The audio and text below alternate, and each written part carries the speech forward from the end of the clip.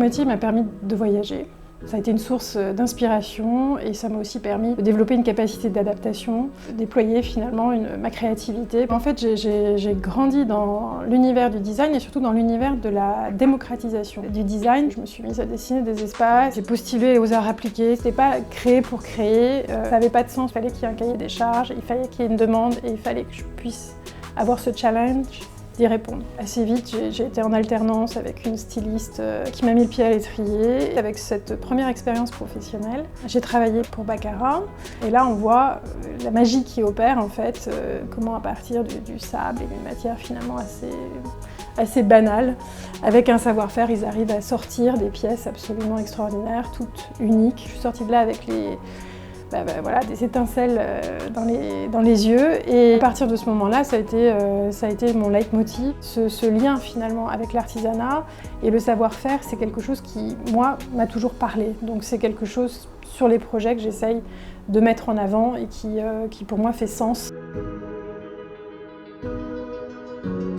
J'ai travaillé pour le bureau de style du Bon Marché, où là c'était un peu moins de la création, mais beaucoup finalement raconter des histoires. Donc là ça a commencé aussi à être une autre étape, c'était raconter des histoires sur des artisans, sur des créatifs. Et c'est avec ce bagage-là que je suis partie à Shanghai. Je décide de monter une société là-bas, lingerie, avec un style français, mais adapté à la morphologie des Chinois. Donc là, une aventure aussi à 360. À la suite de ça, je suis revenue à Paris et j'ai continué à beaucoup voyager pour servir de passerelle quelque part entre les marques et les points de vente ou les showrooms qu'ils pouvaient avoir à l'international. J'ai rejoint la maison Fauchon et on charge de l'image d'une façon un peu générale. Il fallait déployer un seul ADN, le mettre au goût du jour, sur les différents axes de la marque, que sont le retail, la restauration, et puis cerise sur le gâteau, sans mauvais jeu de mots,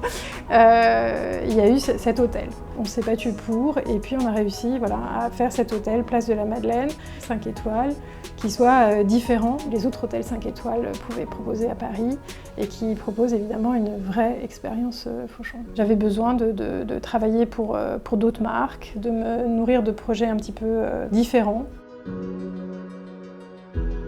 Il m'arrive souvent de recevoir des demandes qui sont un peu un pêle-mêle, un peu fouillis, c'est un peu la liste au Père Noël.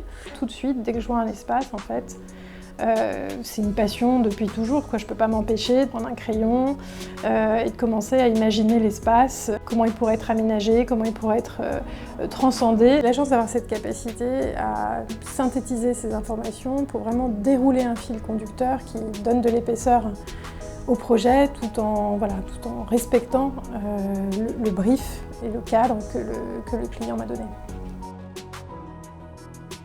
Je suis curieuse de nature, donc j'aime découvrir des histoires, aller à leur rencontre et puis les concrétiser dans des espaces.